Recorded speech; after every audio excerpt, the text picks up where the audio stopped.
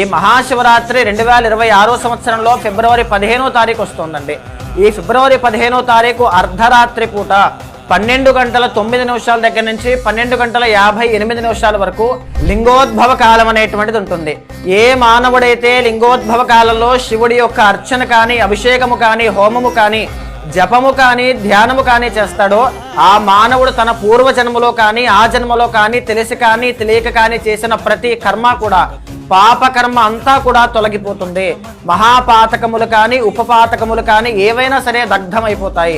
తప్పనిసరిగా ఫిబ్రవరి 15వ తారీఖున కర్మ ప్రాయశ్చిత్త రుద్రతంత్రం అనేటువంటి దాంట్లో పాల్గొనండి. ఎవరైతే ఈ కార్యక్రమంలో పాల్గొంటారో అందులో జరిగేటువంటి మహన్యాసపూర్వక ఏకాదశ రుద్రాభిషేకాల వల్ల శివుడి యొక్క కృపా కటాక్షాలు, ఐశ్వర్యము అనేటువంటిది లభిస్తుంది.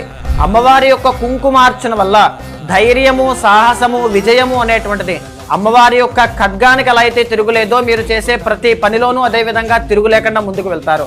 అష్టద్రవ్య పూర్వక